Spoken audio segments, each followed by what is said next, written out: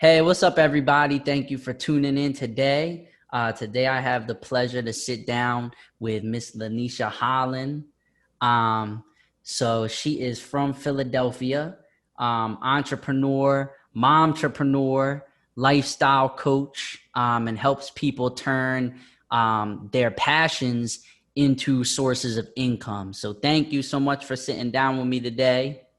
Yeah, I'm super excited to be here. I've been in the Philadelphia area back and forth for a few years, but I'm actually from Lancaster, Pennsylvania, where the Amish people live. Oh, okay. Yeah.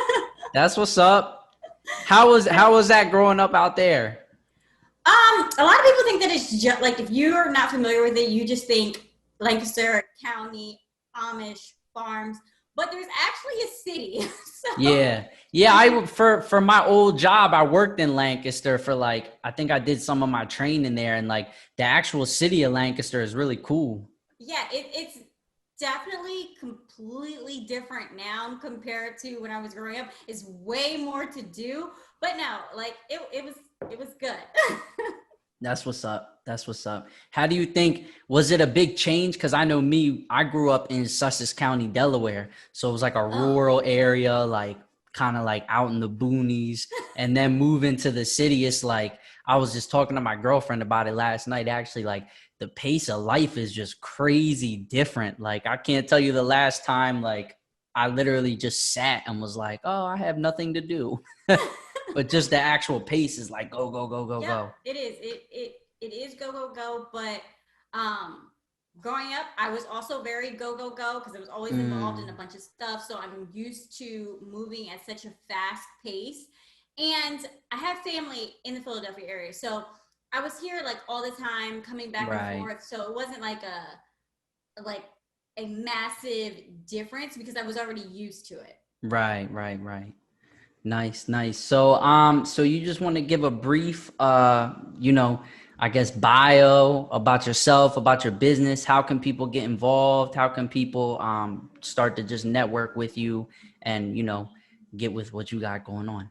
All right. So, really, like plain and simple, I am a serial mompreneur. I have a natural skincare line, which is called Happily Naturally Me, where I make body butters, handmade soaps, body scrubs, all of that wonderful, amazing stuff to help you get that glowing skin that you want.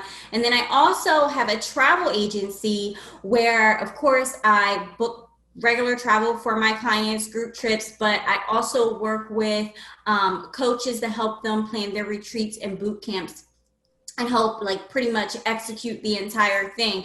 So that keeps Mm, me pretty busy. And then I'm a lifestyle coach for my wonderful Moms That Boss community, where I help them turn. I don't just work with moms, but moms are my jam. I have a special place in my heart for moms, where I work with you one on one to help turn your interest into income and get you started, so that way you can have those extra streams of income and be able to start creating that life that you want. And if leaving your 9 to 5 is something that you want and it is a goal that you have, I will help you get there and do it, because that is the exact same thing that I did. So I'll walk you through those steps as well. And if you already have a business that is brand new and you're starting to like really get into it and want to ramp things up, I help you be able to do that also through my side hustle boot camp. mm. And you can, of course, find out everything that I do by going to lanishaholland.com, as well as, of course, follow me on Instagram and Facebook. Just type in my name and I will pop right up. So what would you say, just to the importance, like you said, of turning your interest into income, the importance of having multiple streams of income? Because I know we just came through a time in this country and around the world where a lot of people lost their jobs and realized even if you believe you're financially stable, if you're only relying on one source of income, as soon as that gets taken away for whatever reason, now you put in a position that you thought you might have never been in. So what's the importance of having multiple streams of income and being able to have something that's your own, that you can rely on yourself for a source of income? It's like that saying, don't put all of your eggs into one basket. It's the same exact thing. if you're depending on one stream of income, you are setting yourself up for, if you don't have any control over it, because if somebody decides to take your job away from you, you only had the one stream of income. So now you're relying on unemployment. And we all know unemployment is not forever. I come from the staffing industry. That's where, when I decided that I was going to leave corporate America.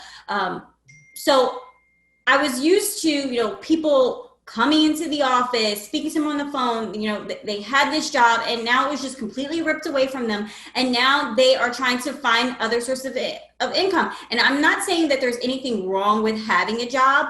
Right. What I am saying is you want to make sure that you are diversifying your income streams. I don't care if you are investing in stocks. I don't care if you're selling t-shirts on the side. I don't care if you're selling detox tea, you're investing in real estate, whatever it is, just make sure that you have more than one income stream. It's super important, because especially for individuals like my company, we had offices all over the place. And right before I was leaving, they actually ended up closing one of our offices. And there were people that had been there for like 20 plus years.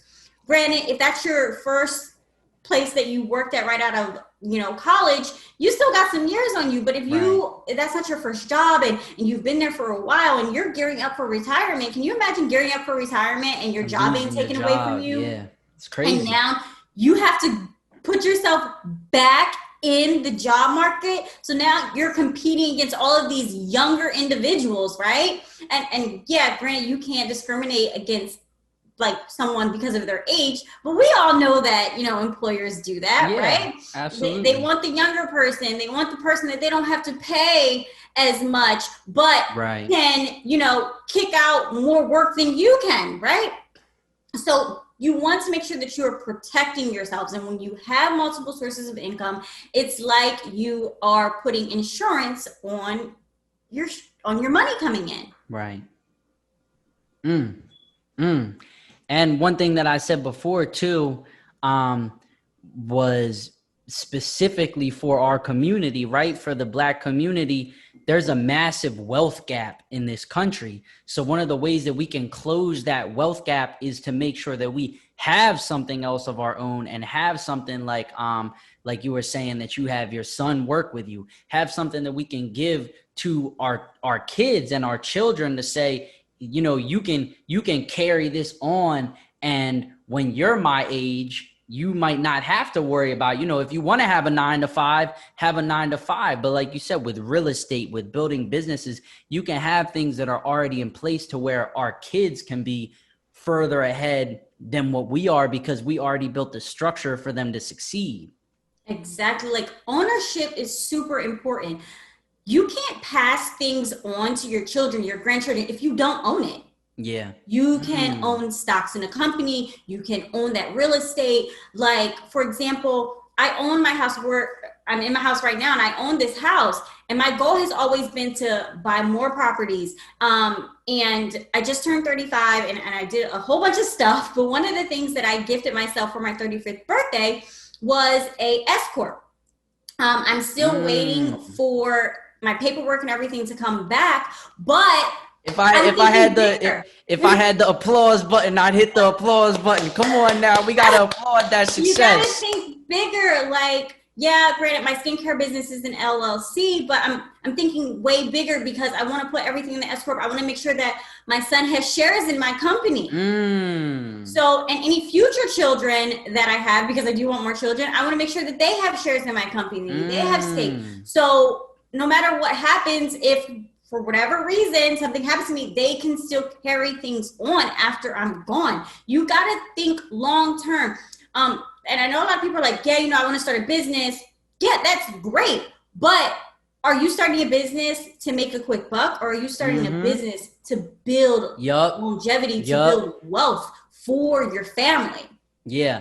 The last interview that I actually did, we were having that exact same conversation. Like, it's good to have a short goal in the short term, like, oh, I want to make some money, I want to buy some things that I've never had before. That's wonderful, but you also got to make sure you have a long-term goal in place too, because I think what we see a lot is people get money that they never had before, they go buy a bunch of things, and then it's like, okay, well, what else do I do now? They kind of just think like they've arrived, but no, you can be setting up for the future. You know what I mean? Or even trying to break through on a different level for yourself. But I like what you said. That's a bar that's definitely got to go on Instagram, that you can't pass something along to your children that you don't own. Exactly. Like, and I think there's a lot of people that they might have worked their way up in corporate America or what have you, and they might have, you know, assets and things like that. But anything that you don't own, you can't pass on to your kids. So let's say you live in the most luxury condo ever. You rent a $5,000 a month condo. It's luxury. It's insane. You live in lavish, but then you pass away, you know, God forbid, you know, hopefully years and years down the road. But let's say when you pass away, you don't have any, you can't hand that down to your kid because that's not creating cash flow. You don't own it. But what a lot of people do own is their debt. And yes, you can pass debt down. Listen, come on now. Yup. It's one of those things where I always say, like, when you have good money practices, you don't see it at first, but it catches up with you. And when you have bad money practices, you might not see it at first, but it catches up with you. So it's really just the habits in the day to day. And I think it's really that mindset switch. Like, do I want to own this, or do I want to just be like a consumer? It's like, do you want to be a consumer or a producer? Mm-hmm. Because when you're a producer, you might not see the effects as quick. You might not get the Instagram shine and everything as quick, but you're producing that. So what you've made, nobody else can take away from you because they didn't give it to you. Yep, exactly. So what would you say to kind of the generation of social media and like wanting to be flashy, you know, for Instagram, or wanting to just the whole point of like having something just to show other people that you have it, or just to be flashy? That's great. Of course, everybody likes nice things. Everybody, you know, they want to show off and things like that. And there was absolutely nothing wrong with that. But don't put yourself in a bad situation trying to prove that you got this to other people. Yep. That really they don't care. Exactly. That they could care less. Like, and I know a couple people where I'm like, they project this lifestyle on social media, but I know the truth. Right. I know that's not how you're living. Yep. Like, your bills aren't even paid. Right. But yet you're flashing, I don't know, like what? Like shoes that cost like a couple $100, a bag that costs you a couple $100. Right. But you're struggling to pay your rent. You're not even paying your car payment. Like, what are you doing? Like, granted, don't get me wrong, it's great to have nice things. I like to have nice things too. But make sure that when you're buying those nice things, you have your stuff taken care of. Everything that's essential taken care of first. And your rent's not paid. Yup. I'm not going to get too specific because I don't want somebody to think I'm throwing a shot at them. But it's some people that I seen out here on Instagram through this whole pandemic. And listen, it's like you said, I know you, so I know your personal situation. I know you still at your mom's crib. I know you know, your car situation is a little bit, you know, wonky. You probably need to get that fixed up. But I see you shopping at Louis Vuitton. Like, where are your priorities? You know what I mean? Or trying to get Louis Vuitton money from. Right. Or you trying to take an Atlantic City trip. Listen, everything is cool with taking an AC trip, but like, what's the priorities? And that's something that I can say with my own self. I've made that mistake too. You know what I mean? Trying to overextend yourself or trying to live outside of your means. And when you do that, now you're in debt. Now you're trying to figure out how you're going to pay this back. And you're really only one crisis away from being in a poor situation. If you're not saving, and stacking up for a crisis, then that crisis is it's gonna hit you in the head. You know what I mean? So I recently had an issue. My phone's You ringing. good. So cut that part out. You So good. I recently had an issue, like, and a lot of people don't know this. And you and I had spoken when I was actually in Mexico. Mm, And before I went to Mexico, I had to get my car fixed. mm. And my car cost me $1,335 to get fixed. I am so thankful that I had the cash to actually pay for it and I didn't have to put it on my credit card because I'm on a debt-free journey and my goal is to have no more credit card debt by the end of 2020. But like if I wouldn't have had that money, or what if I didn't, and there was a time when I was in situations where I didn't have a credit card. What would I have done? Yeah. Like I needed my car. Yeah. So I had to pay to get it fixed. And you don't want to put yourself in situations. And I know if you're currently in a situation like that, it's like, well, how do I dig myself out? Little by little. Little You by gotta little. put a plan together. And you Yup. got to attack that plan. You can't just continue to wing it and trying to rob Peter to pay Paul. If you got to get a second job, you got to drive Uber, you got to do Instacart, whatever it is you got to do that until you dig yourself out and you get yourself ahead. And I'm not a firm believer, and I do not believe in having multiple jobs. You're not supposed to have multiple jobs. And if you do have to have more than one job, that should only be temporary. You shouldn't be spending your life. It should be part of your out plan. Yes. Right. It's like what are you working towards? Are you having multiple jobs to live? Because you're really not living, you're at work all the time. Right. And I think, like you said, it's all about getting a plan and then actually executing on that plan. Because it's one thing to say, oh, this is what I want to do. I want to be debt free. I want to have 10,000 in the bank. I want to save up for a new car. I want to save up for a new house. But it's another thing to actually execute and say, I'm going to draw a plan and I don't care what I got to do. I'm going to stick to this plan. I don't care if I got to go home and eat peanut butter and jelly sandwiches all week. I'm going to stick to my plan and execute. And I think that when you do that, it might feel like you're making a sacrifice, but I can say from personal experience, you actually feel like you have more control over your life because you realize I can do this. I don't have to just I don't have to wait for things to happen to me. I can actually attack my life and make the change that I want to see. Mm-hmm. And I think like as you know, just the culture and the world adapts, people have to adapt with it.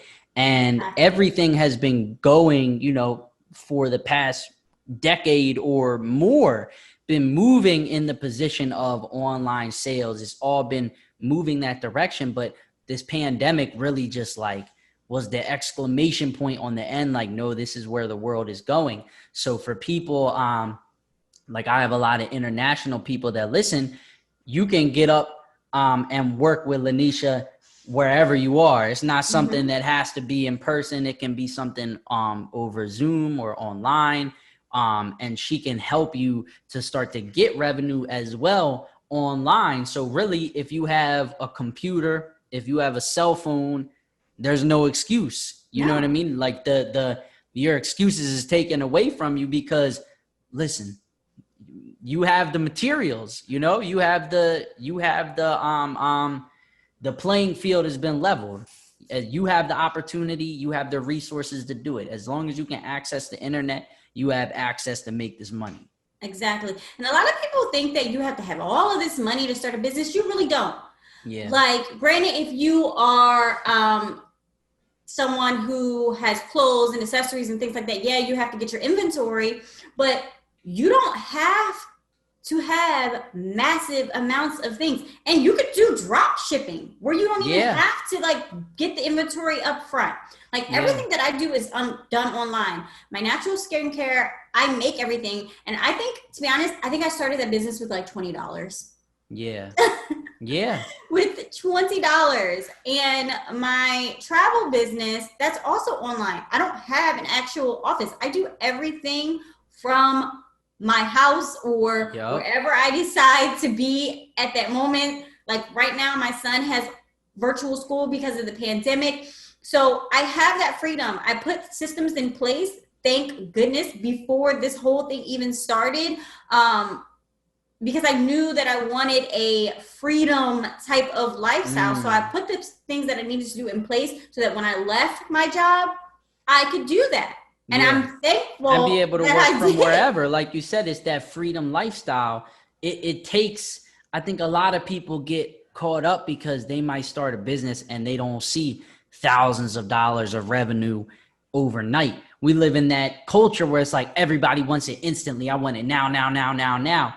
No, sometimes you got to put the work in, and it's going to take a couple years to get there. You got to grind, you got to hustle, you got to stay on your job. That's why you might have to stay at your 9 to 5 for a while. You know what I mean? You probably will. If you a young entrepreneur starting your business, you might have to stay at your 9 to 5 for a while. But if you just keep continuing to build, you're going to start to see, okay, I just made 100.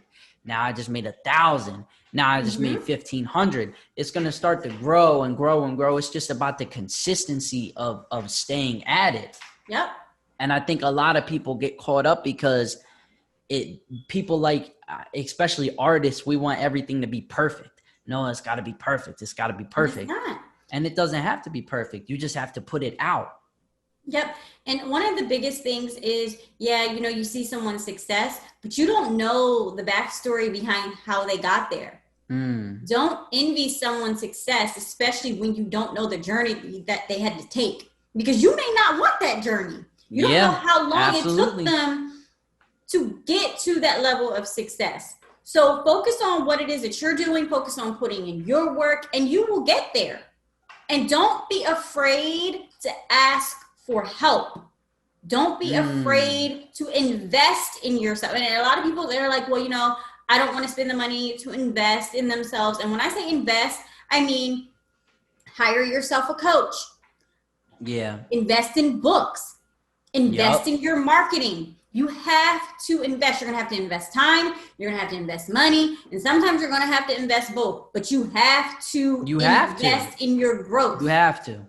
It's an absolute must. Even like you said, even if all you're doing to invest right now is just educate yourself, get some books, read some books. When you talk about like a lot of the stuff that I do with this podcast is like, I talk about Black history. I talk about just different things that are going on in the world right now. I have to read my books. I have to know what I'm talking about, because if you want to be in that position to where somebody can bring something to you and you can talk articulately off the top of your head about it, you have to read books. But that's the point. You have to continue to increase your wisdom. The more knowledgeable you are, the more valuable you are. But the thing is, as you're educating yourself, you actually have to apply the knowledge that you're accumulating. Just don't sit on it. You have to apply it. And that is how you increase your worth. Yup. And then networking with other people too. You want to be around people that's like-minded. So like a lot of people, they get stuck up where they have a positive idea or they want to change their life. But if you want to change your life, but you hang around everybody that's not positive and supporting your journey or have something going on of their own that's positive, you're going to get sucked back down into the nonsense because everybody around you, you are who you surround yourself with, basically. Yes. Like your actions have to be in alignment with your goals. And that also means, who are you hanging around? And I'm not saying, get rid of your friends that you've had for such a long time, but maybe your friends are not headed in the direction that you want to go. And sometimes you do got to get rid of people. Listen, I'm a firm believer in that. Family, friends, whatever. Yep. But if those that are around you are not moving where you want to go, you have to start aligning yourself with those that are. Yep. And like you said, sometimes people, in my view and in my personal experiences, sometimes you don't even have to cut people off. Sometimes there are those people that you'd be like, look, I'm sorry, I got to cut you off because this where I'm going, this where you going. I got to cut you off. I'm sorry. It's no hard feelings, but I got to cut you off. But I think most of the time, you don't even have to cut people off. people will fall away from you when you stop engaging with their nonsense. Yeah, they will. Like, I know I used to have friends that every time they hit me up, oh, what's up? You know, let's go to the bar, let's smoke, let's chill, let's just sit around and play 2K. And when I really started getting on my grind, like, no, I'm trying to build something for my future. I'm trying to create a life that I want to see. A lot of those people weren't on that type of time. They just wanted to chill and just be around and do the same things and just hang out and worry about what's going on this weekend. Where's the next party at? I think once you start saying to people, oh, no, sorry, I don't want to do that because I got this going on, some of those people will just fall away. Mm-hmm. They'll just stop hitting you up. Yeah, that's totally true. Totally true. And those that maybe they're not on the same type time that you're on, but they respect it. Yeah. And they'll still stick around, but they'll know, hey, I can't hit you up about this. Right. Because it's not really what you want to do anymore. Right. And who knows, you might even inspire them to change what they're doing. Yeah. Yup. In the same way that we was all in a place once where we didn't want to be and somebody had to inspire us. Exactly. You know, I think it's all about that, giving back to the community, giving back inspiration. That's why I think what you're doing is so important, because when you have that income of your own and you have something that you own, I just feel like your life is so much more, it's a sense of security that you can't get anywhere else. And once you have an income, like, look, this is mine, I built this, you have a sense of security and a sense of dignity. Like, man, what's next? I'm taking on what's next. What's next? You're in control, and you put yourself in a position where someone can't just come in and take it away from you. Well, thank you. Thank you so much for coming and joining, hanging out. So can you let people know where they can follow you, the website one more time? And I'll put the link below where people can get up with you.